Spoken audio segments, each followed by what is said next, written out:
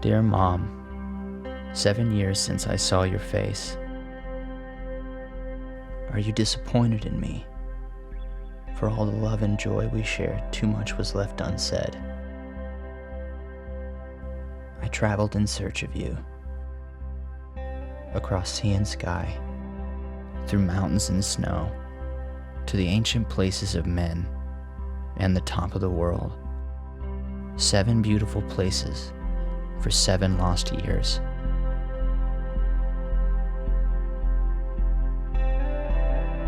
Dear loved ones, this is going to be hard to write. I'm putting down some thoughts for all of you. Katie, Nathan, and Whitney, I believe you're the very reason I was put here on earth. My love for you is like no other love. You are a product of the deep love me and your dad had for each other. Don't ever forget that. I'm so proud of all 3 of you. You seem to have taken the hard things we've all been through and turned them into something good. A positive attitude, spirit of love, acceptance and forgiveness, spiritual authenticity, and the childlike wonder of things. These are the things to focus on.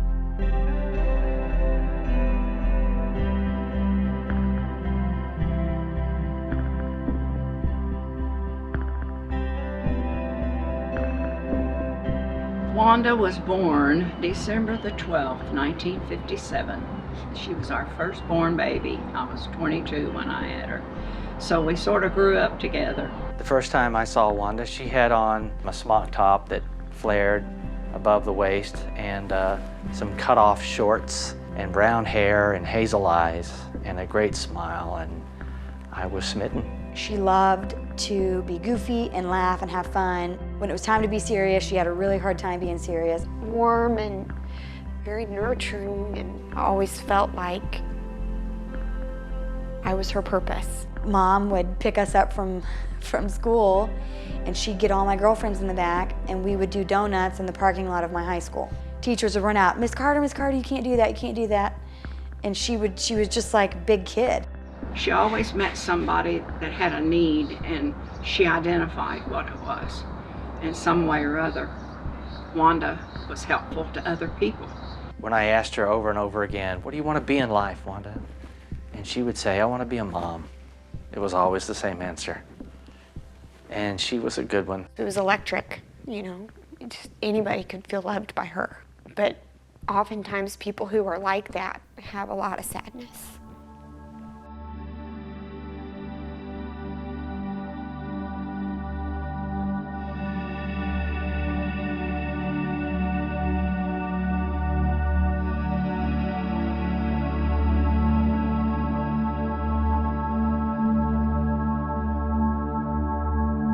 Chris, you probably know me better than any other human being on this earth. You know what we've been through. I ask for your understanding in this. I love you today. A different love than the one I had for you all those years, but love just the same.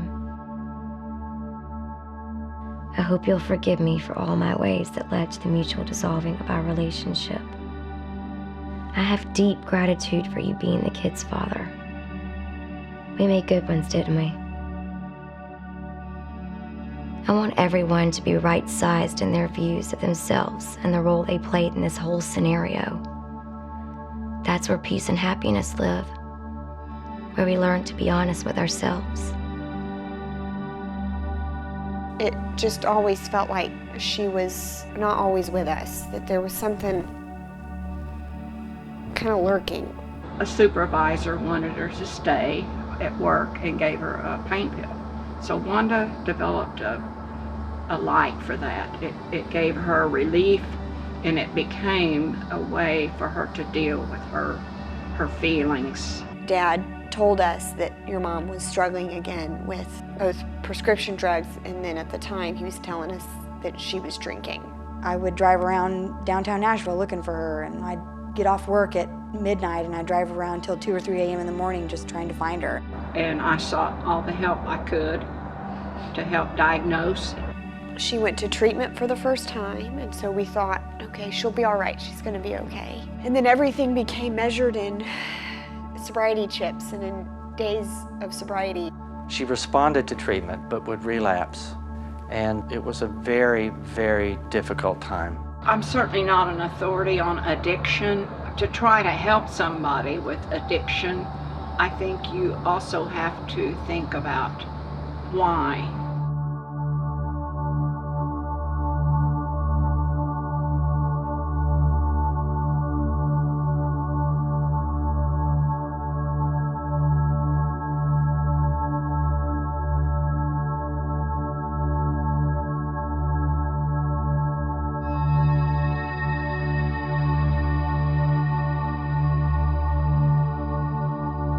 To my siblings, Mark, Sherry, and Brian, I love you all so much, and I'm so proud of all your accomplishments. We weren't just brothers and sisters, we were friends. And know you'll be there for everyone else. Your caring and strength will lighten Mom and Dad and the kids' burdens. I can't say it enough. I love you. I think mental illness is what causes addiction, and I think that my mom's mental illness was heavier and bigger than what we really realized. Even when I probed for it over the years, she would not reveal what it was. She understood all of the thing that was happening, but I don't think she knew for sure how to get away from it. You would try to grab her hand and pull her out of it, and it just it would never work, never. Our world became, how can we make sure Mom doesn't drink? How can we protect her from drinking? It just created this constant sense of urgency and crisis that we were always responding to. I truly believe, as bad as she was, that she needed to be one place for a long, sustained period of time.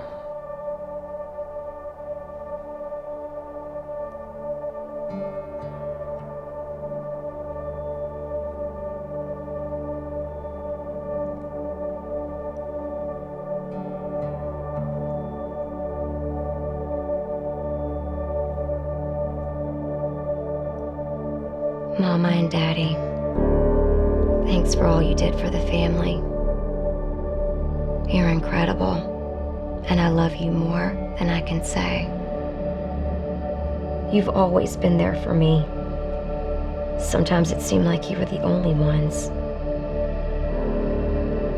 And I feel such deep gratitude and love for you both. I don't want to hurt you anymore. Please understand. As hard as this is, ultimately, we will all be relieved of the terrible burden of my alcoholism.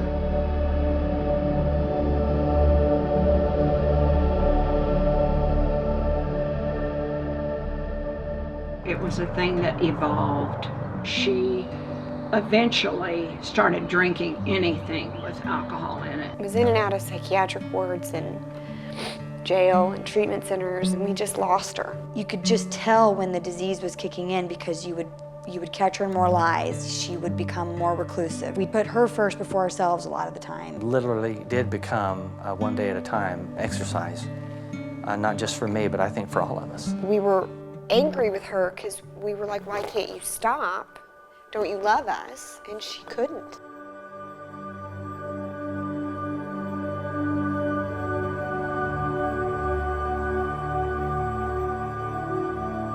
I'm doing this because it has finally become too much to continue putting myself and everyone else through this.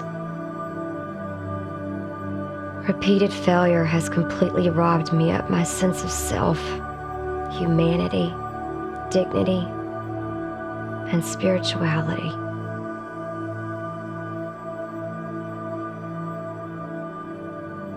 I've lost Wanda in the madness and haven't been able to find her again. I'm tired, unfocused, saddened, yet completely open for once in my life. Search me, O God, and see if there be any wrong spirit, conception, or attachment in me.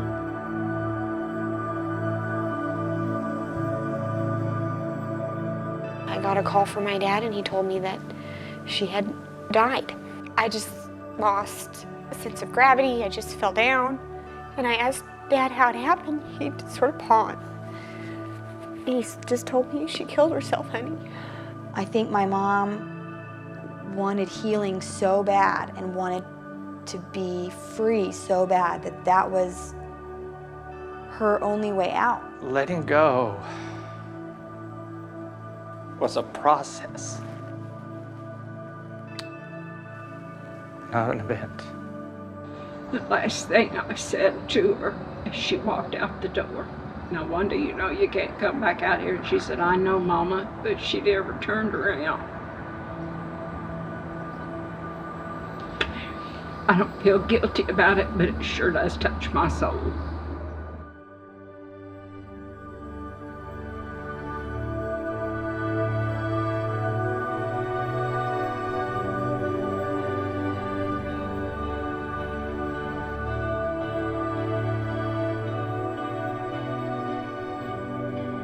My hurt drove me to Jerusalem, where you once pilgrimaged. I was with you then, a whisper in your womb. You brought us to the Sea of Galilee, where you touched its clear waters. Love has brought us here again, so that we can say goodbye. She fought long and hard, and I believe extended her life. And I believe she is in heaven, and I believe that she is whole. That's what I try to focus on and remember her as, was the beautiful soul that she is. And if I could say one thing to my mom, it would be to thank her for trying for as long as she did to get better, and to praise her for her effort, because she was a courageous person. I see glimmers of you every day. I know that you're with me and with us every day. And I am honored to have had you as my mom, and I'm honored to be part of who you are. I still believe in you. And I'm thankful for how hard you fought. And I'll see you again. I'm looking forward to it. I'm not angry at her, not really. I loved her, and I still love her. The day we drove down to put her ashes in the lake, it was so hard. It was just Jimmy and I in the car, and I looked up and saw a hand in the sky. It was a cloud, but it was just shaped just like a hand. And it was a pink cloud, and it was my daughter's and my mom, all right.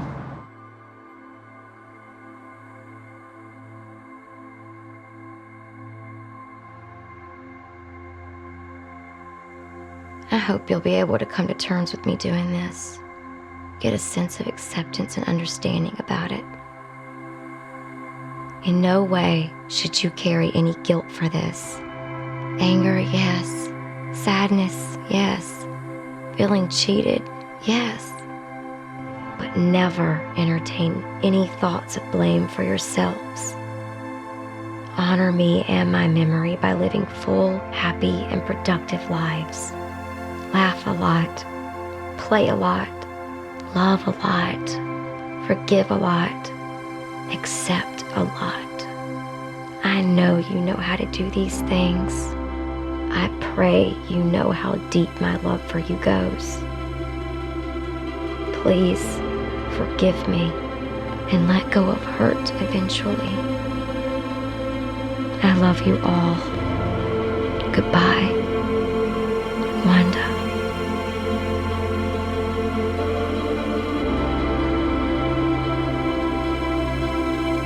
I believed your life to be a tragedy, a cruel curse bestowed upon you.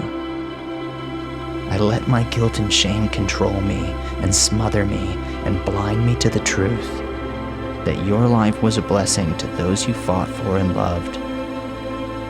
The good in you lives on in us. We will never forget you. And I know that one day I will see you again. I love you, Mom. Nathan.